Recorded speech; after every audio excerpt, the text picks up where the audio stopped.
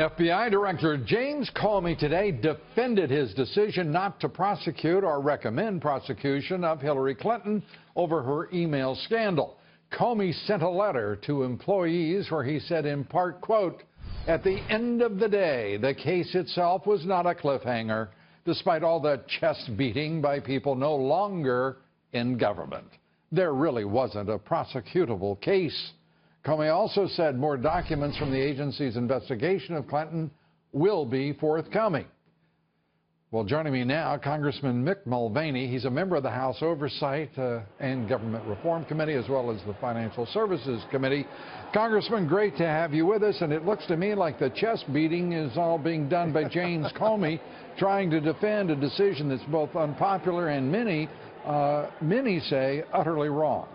Yeah, that's the first I've heard of that letter. That's just bizarre. Keep in mind what Comey did was he took a law that you had to essentially do 4 things in order to be guilty of the law or breaking the law, and he added a 5th thing that's not in the law and said you actually have to have specific intent. That's not written in the law. And in fact, it's hard to imagine how Congress could have changed the law to actually get at what Hillary Clinton did. It's written the way it's supposed to be now, and he did not enforce it the way that it was. So again, I'm very disappointed in FBI Director Comey, but he can beat his chest all he wants. That's great. You know, and to me, I would love to hear an explanation of the difference between gross negligence, which is in the law, and which would have been chargeable, and his invention, his concoction of something called extremely careless. What would be the intellectual divide there?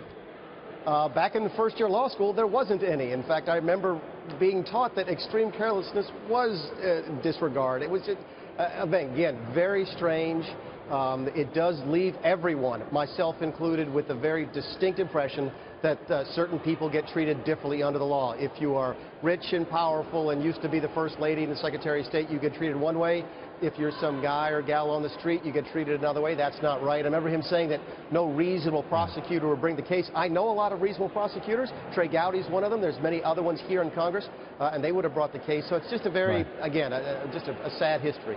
Yeah, and the contrast between service members and the way they have been treated by this administration on this specific issue is in stark contrast to the way they put their warm, loving arms around Mrs. Clinton in her moment of need. Do you believe James Comey is crooked? No, absolutely not.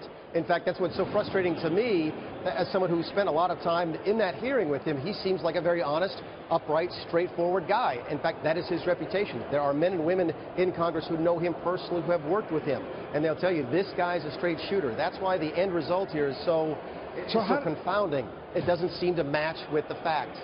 So, Congressman, how do we explain that the director of the FBI turns to the State Department, throws it at them, and says, okay, you guys decide whether you want us to prosecute or not?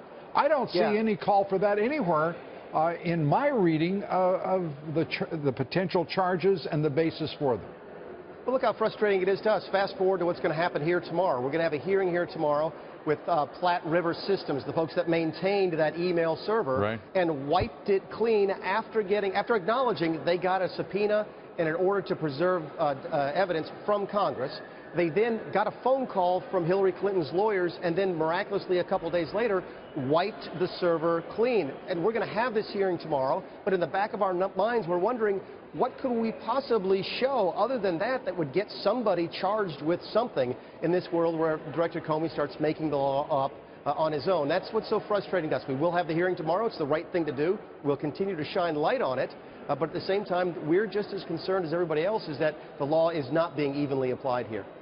And I just want to touch on this because so much is being made right now discussing the integrity of our electoral system. In particular, there are a number of Democrats who seem to be far more concerned about the Russians